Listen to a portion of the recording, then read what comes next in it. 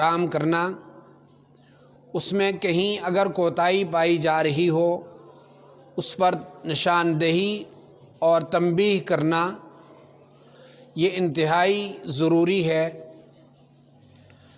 اس حوالے سے اہل ایمان ہزار کوتاہیوں کے باوجود اہم فریضہ نماز کی ادائیگی پوری آب و تاب سے کرتے ہیں۔ حج کا موقع آئے تو حج کی ادائیگی کے لیے بھی سرگرداں دکھائی دیتے ہیں۔ درخواست دے دی ہے دعا کریں، کوشش کر لی ہے دعا کریں، اپروچ کر لی ہے دعا کریں، سفارش ڈلوا لی ہے دعا کریں۔ یہ جملے، یہ کلمات فرزندان توحید کے زبان سے اس لیے سنائی دیتے ہیں کہ انہیں طلب ہے، تڑپ ہے اللہ تبارک و تعالیٰ کے گھر کی حاضری کی۔ مدنی کریم آقا جناب محمد الرسول اللہ صلی اللہ علیہ وسلم کے روضہ اطہر پر درود و سلام کے ترانے پیش کرنے کے لیے یہ بڑے سرگرداں دکھائی دیتے ہیں۔ ایسے ہی روزے کا موقع آتا ہے، رمضان کے لیے ہم نے اتنا بڑا معیار رکھا ہے کہ خدا نخواستہ کوئی مسافر بھی ہم کھاتا ہوا دیکھ لیں جسے شریعت نے اجازت دے رکھی ہے۔ مسافر کو، بیمار کو شریعت نے روزے سے اجازت دے رکھی ہے، رخصت دے رکھی ہے۔ ہم اپنی ان آنکھوں سے اگر کسی مسافر کو بھی دیکھ لیں تو گوارا نہیں کرتے، برداشت نہیں کرتے۔ ہماری ایمانی حس ہمیں ایک دفعہ جھنجھوڑ کر کے رکھ دیتی ہے۔ ہٹا کٹا ہے، نوجوان ہے، چلتا پھرتا ہے، معذور نہیں، حالانکہ اندر کا معاملہ معلوم نہیں کیا، ایک دم سے فتویٰ جڑ دیا کہ یہ سر عام روزے کھا رہا۔ گو اس کی مجبوری ہے نہیں ہے وہ علیحدہ بات۔ ہماری ایمانی حس کا یہ عالم ہے کہ برداشت نہیں کر پاتے۔ قرآن کریم میں 700 مقامات پر نماز کا حکم ہے۔ یہاں پر ہماری وہ حس، ایمانی حس والی رگ نہیں پھڑکتی کہ ہم اپنے گھر سے اٹھ کر آتے ہیں، 2 آدمی اور بیٹھے ہیں، کہنے کی جسارت نہیں کرتے، حالانکہ رمضان کے روزوں کے لیے چند آیات ہیں جو فرضیت کے لیے قرآن کریم میں آئی ہیں۔ 700 سے زائد مقامات پر تو نماز کا کہا گیا۔ ہمارے محبوب آقا اس جہان سے جب رخصت ہوئے تو آخری لمحات میں، آخری زبان میں جو کلمات سنے اور محسوس کیے گئے، الصلاۃ الصلاۃ الصلاۃ کہتے ہوئے تشریف لے گئے۔ جب ہماری ایمانی حس حرکت میں آتی ہے تو اتنا بڑا فتویٰ جڑ دیتے ہیں کہ یہ خارج از ایمان ہو گیا، اس نے روزہ نہیں رکھا۔ لیکن ادھر سے بے حسی کا عالم یہ ہے کہ سر عام نوجوان نے نماز چھوڑ دی، سر عام گھر میں نمازوں کو ترک کرنے کا ماحول بنا ہوا ہے، لیکن کانوں پر جوں تک نہیں رینگتی۔ وجہ یہ ہے کہ ہم نے ان فرائض کو اس نظر سے دیکھا ہی نہیں۔ ایسے ہی قرآن کریم میں زکوٰۃ کا حکم ہے۔ جیسے فرائض میں نماز ہے، روزہ ہے، حج ہے، ایسے ہی زکوٰۃ بھی ہے۔ قرآن کریم میں تقریباً 150 آیات وہ ہیں کہ نماز اور زکوٰۃ کو آپس میں جوڑ دیا اللہ تعالیٰ نے۔ اقیموا الصلاۃ وآتوا الزکاۃ، اقیموا الصلاۃ وآتوا الزکاۃ۔ نماز اور زکوٰۃ کو آپس میں جوڑنے کی وجہ یہ بیان فرمائی کہ ایک سے انسان میں عبدیت آتی ہے، نماز میں انسان میں عبدیت آتی ہے کہ اپنے اس چہرے کو، اپنی اس جبین کو جو کسی کے سامنے جھکاتا نہیں، وہ اللہ کے سامنے جھکا کر کے اللہ کے سامنے سر تسلیم خم ہو جاتا ہے کہ میں کچھ نہیں، سب کچھ تو ہی ہے۔ اور زکوٰۃ ادائیگی کے ساتھ انسان میں جو اندر ایک باطنی بیماری حب مال کی کیفیت سے لاگو ہوتی ہے، اس کو زائل کرنے کی یہ ایک یوں سمجھ لیں دوا کی صورت میں، علاج کی صورت میں اللہ تبارک و تعالیٰ نے مقرر کیا تاکہ یہ اس سے کسی طرح بھی دور نہ ہو جائے۔ بہرحال میں یہ عرض کر رہا ہوں کہ ان دونوں امور کو شرعی نقطہ نگاہ سے ہم کیا دیکھ سکتے ہیں؟ دیکھنے والوں نے ایسا دیکھا ہے کہ حضور نبی کریم صلی اللہ علیہ وسلم کی اس جہان سے رحلت کے بعد تاریخ سے واقف، دروس میں بیٹھنے والے اور علماء کی مجلس میں بیٹھنے والے جانتے ہیں کتنے سارے فتنوں نے سر اٹھا لیا۔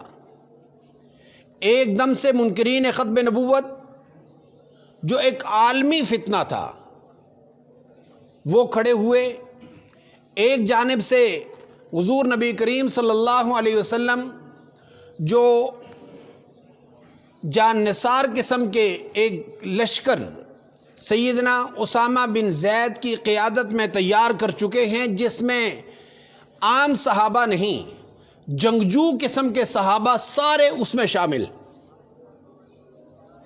ان کو بھی روانہ کر دیا، منکرین ختم نبوت کے لیے بھی اعلان جہاد کر دیا۔ درمیان سے ایک دھیمی سی آواز اٹھی، اور وہ آواز یہ اٹھی کہ یہ حضور کا زمانہ تھا جب ہم زکوٰۃ دیا کرتے تھے بیت المال میں، اب ہماری مرضی ہے، ہم خود دیں، اس کو دیں، اس کو دیں، ہماری مرضی۔ کسی نے کہا کہ یہ حضور کو دیا کرتے تھے، حضور تھے تو تھے، اب نہیں ہیں، لہٰذا زکوٰۃ ختم۔ سیدنا صدیق اکبر رضی اللہ تعالیٰ عنہ، جن کے بارے میں یہ ٹائٹل اور یہ اعزاز ہم میں سے کسی کا نہیں، جس کو اللہ کے نبی کی زبان یہ کہہ رہی ہے، ارحم امتی بامتی، میری امت میں سب سے زیادہ رحیم ترین، بہت ہی زیادہ مشفق، بہت ہی زیادہ مہربان ترین جو شخصیت ہے، اور ہے کس پر؟ بامتی، میری امت پر، یعنی میری امت میں سے میری امت پر جو سب سے زیادہ رحیم شخصیت ہے وہ ابو بکر ہے۔ اس رحمت کا تقاضا جیسے ہم سمجھتے ہیں، رحمت کا تقاضا یہ ہوتا کہ چلو یار ان کو بھی تھوڑی دیر دیکھ لیتے ہیں، یہ بھی صحیح ہو جائیں گے، ان کو بھی تھوڑی دیر دیکھ لیتے ہیں، یہ بھی ٹھیک ہو جائیں گے، چلو یار جیسے چلتا ہے چلاؤ۔ ایسا نہیں کیا، جملہ ارشاد فرمایا من فرق بین الصلاة والزکاة لأقاتلنہ، جس شخص نے نماز اور زکوٰۃ کے درمیان میں تقسیم کی، فرق کیا، میں اس کے ساتھ، اس کے خلاف علم جہاد بلند کر کے اس کو قتل کروں گا، اس کے ساتھ مقاتلہ کروں گا۔ صحابہ کرام رضوان اللہ تعالی علیہم اجمعین میں سے چند صحابہ نے جو مشیر تھے، ہر ایک کی تو رائے نہیں تھی، جو مشیر تھے انہوں نے عرض کیا، خلیفہ رسول آپ اس وقت میں 3 قسم کا محاذ کھول رہے ہیں، جیش اسامہ رخصت ہوا چاہتا ہے، منکرین ختم نبوت وہ بھی کھڑے ہو چکے ہیں، ان کے لیے بھی جہاد کا اعلان ہو چکا ہے، پیچھے ہماری ریاست پہلے سے کمزور ہو رہی ہے، کیونکہ جو صحابہ باقی ہیں ان کی آنکھوں سے تو آنسو ہی نہیں تھم رہے، حضور کی رحلت کی وجہ سے سارے پریشان ہیں۔ اس عالم میں یہ تیسرا محاذ کم از کم اپنوں کے خلاف نہ کھولیں، کیونکہ یہ تو تھے اپنے، یہ تو آواز تو مسلمان، جو زکوٰۃ دینے والے تھے تو مسلمان تھے، چلو اپنوں کو تھوڑی دیر کے لیے رہنے دیں۔ فرمایا آج یہ اپنوں میں سے ایک دو اٹھ رہے ہیں، جب کل بڑی جماعت ہو جائے گی ان کے خلاف کون لڑنے والا ہوگا، اس لیے یہ میرا اعلان ہے اور یہ میں کر کے رہوں گا۔ اگر حضور کے دور میں جانور کے گلے میں جو ڈال کر بھیجی جانے والی رسی تھی اس کا بھی کوئی انکار کرے گا، اس کے خلاف بھی جہاد ہوگا۔ یہ ارحم امتی بی امتی ابو بکر، یہ ان کی جانب سے جب اعلان سنا تو بہت سارے فتنے فوراً ہی دب گئے۔ میں عرض یہ کر رہا ہوں کہ اتنا سخت موقف جو اختیار کیا سیدنا صدیق اکبر رضی اللہ تعالیٰ عنہ نے، یہ ایسے ہی نہیں اختیار کر لیا، یہ اس لیے اختیار کیا کہ میرے اوپر جو ذمہ داری ہے میں اس کو ادا کر رہا ہوں۔ میں اگر آج کوتاہی کر جاؤں گا کل امت تک یہ فریضہ نہیں پہنچے گا۔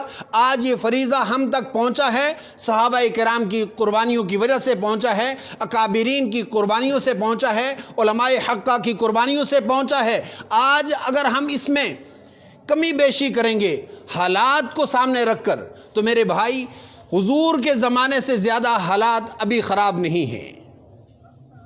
صحابہ کرام کے زمانے سے جو حالات خراب تھے ابھی نہیں ہیں۔ ایک چولا ہے، ایک چوغا ہے جو اوپر سے لے کر نیچے تک ایک صحابی پہنتے ہیں، عصر کی نماز پڑھ کے فوراً نکلے، دوبارہ دیکھا، سہ دیکھا، یہ بار بار جانا۔ حضور نے قریب کر کے پوچھ ہی لیا کہ اتنی جلدی ابھی دعا ہوتی نہیں، سلام پھرتا ہے اور آپ چلے جاتے ہیں۔ کہا حضرت جی میں یہاں سے جو نکلتا ہوں گھر میں ایک ہی کپڑا ہے، میں پہن کے آتا ہوں نماز کے لیے، واپس جاتا ہوں اہلیہ نماز پڑھتی ہیں۔ یہ واقعات ہم نے کہنا سننا چھوڑ دیے، جس کی وجہ سے ناشکری کا یہ عالم ہے کہ ٹھیک ٹھاک کھاتے پیتے بھی کہ بھئی زکوٰۃ کی بات آ جائے تو کہتے ہیں ہمیں ہی دے دیں، لا حول ولا قوہ۔ انتہا ہے ناشکری کی، شکوہ اور شکایت کی انتہا ہے۔ ان الانسان لربہ لکنود، انسان اپنے رب کا سب سے زیادہ ناشکرہ ہے کہ جس گھوڑے نے والعادیات کی ابتدائی آیات آپ پڑھ کے دیکھیں، پہلی آیات میں فرمایا کہ جس گھوڑے کو تم صرف سوکھی گھاس دیتے ہو، چند چنے دیتے ہو، وہ تمہارے لیے گرتا ہے اور اسے معلوم ہے، نظر آ رہا ہے سامنے سے تیر ہیں، تلوار ہے، سامنے سے دشمن حملہ آور ہے، ممکن ہے اس نے تو زرہ پہنی ہوئی ہے، مالک نے اپنے اوپر خود چڑھایا ہوا ہے، ممکن ہے یہ بچ جائے۔ اس گھوڑے کو معلوم ہے 100% کہ میری دفاع کا کوئی بھی سامان نہیں ہے، لیکن پھر بھی مالک ایک دفعہ اینٹ لگاتا ہے، ایک دفعہ اس کی رسی کھینچتا ہے، وہ دشمن میں گھس جاتا ہے۔ یہ واقع بیان کر کے اللہ تبارک و تعالیٰ فرما رہے ہیں انسان بڑا ناشکرہ ہے کہ یہ چند دانے کھانے کے بعد وفاداری کی انتہا کر جاتا ہے، جان پر کھیل جاتا ہے، اور یہ سب کچھ کھا کر کے میرے لیے 40واں حصہ نکالنے کے لیے تیار نہیں ہے۔ زکوٰۃ کیا چیز ہے؟ 40واں حصہ ہے۔ اگر اللہ تعالیٰ کہہ دیتے کہ آپ نے نصف مجھے دینا ہے تب بھی کون روکنے والا؟ اگر اللہ تعالیٰ کہہ دیتے کہ آپ کو 1/3 ملنا ہے، باقی 3/3 ہمارا ہے، کون روکنے والا؟ لیکن اللہ تبارک و تعالیٰ نے اس امت پر بہت آسانی کی ہے، 40واں حصہ رکھا ہے، اور اس میں بھی یہ شکوے اور شکایت کہ پیٹرول کہاں پہنچ گیا اور مہنگائی کہاں پہنچ گئی۔ آپ کے لیے مہنگائی ابھی تک پہنچی نہیں ہے، مہنگائی ان کے لیے ہے کہ جو رات کا کھاتے ہیں، صبح کی توقع نہیں، صبح کھاتے ہیں شام کی توقع نہیں۔ مہنگائی ان سے پوچھئے کہ جو اس طرح کے حالات سے گزر رہے ہیں۔ آپ اگر شکر ادا کریں گے تو اللہ تبارک و تعالیٰ اس میں اضافہ کریں گے۔ روزے آپ صلی اللہ علیہ وسلم کو معراج کے سفر میں جب اوپر تشریف لے جاتے ہوئے چند چیزیں دکھائیں۔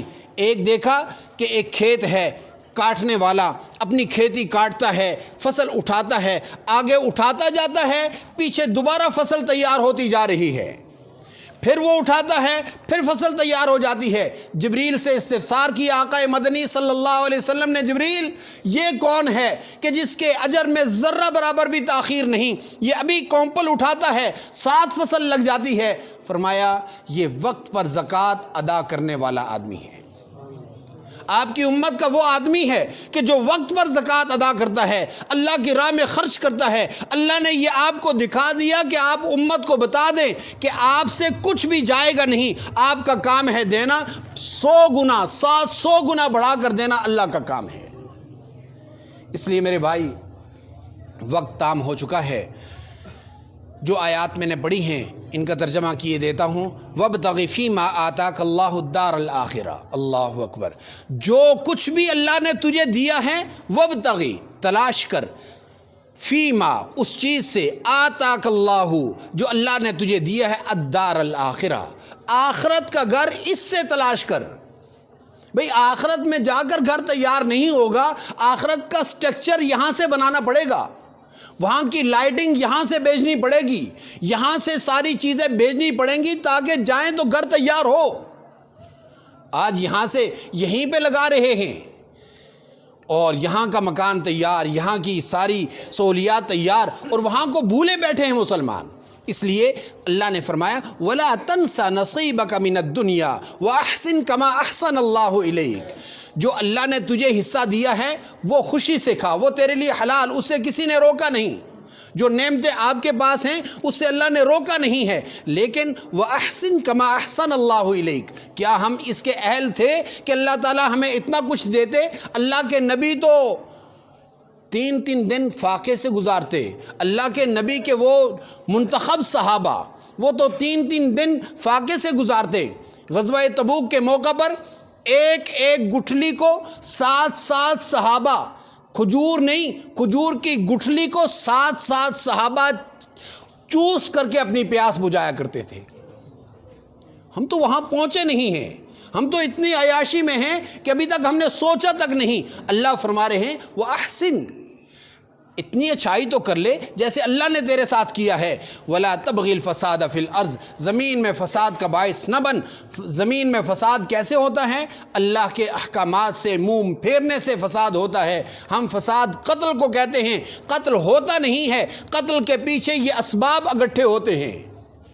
اگر ملک میں انصاف شروع ہو جائے تو یہ قتل و غارت ختم ہو جائے، ملک میں چوروں کا پکڑنا شروع ہو جائے تو یہ جو لوگوں کے پریشانیاں ہیں وہ ختم ہو جائیں۔ جب ایک آدمی کو معلوم ہو کہ مجھے انصاف مل جائے گا، عدالت سے مل جائے گا، اس کو کبھی بھی ضرورت نہ پڑے کبھی وہ پسٹل اور کبھی وہ اسلحہ ہاتھ میں لے۔ یہ ساری باتیں اسی وجہ سے شروع ہوئی ہیں۔ وَلَا تَبْغِ الْفَسَادَ فِي الْأَرْضِ إِنَّ اللَّهَ لَا يُحِبُّ الْمُفْسِدِينَ، اللہ تعالیٰ فساد کرنے والوں کو پسند نہیں کرتا۔ اس لیے میرے بھائی یہ شعبان المعظم کا مہینہ ہے، اور اس مہینے میں تمام اہل ایمان اپنے مالوں میں سے زکوٰۃ نکالتے ہیں۔ جہاں زکوٰۃ عام مستحقین تک پہنچائیں، وہاں پر دینی مدارس کا بھی خیال رکھیں، دیگر جو خیرات کے جو کام ہیں ان سے۔ قل يا عبادي الذين أسرفوا على أنفسهم لا تقنطوا من رحمة الله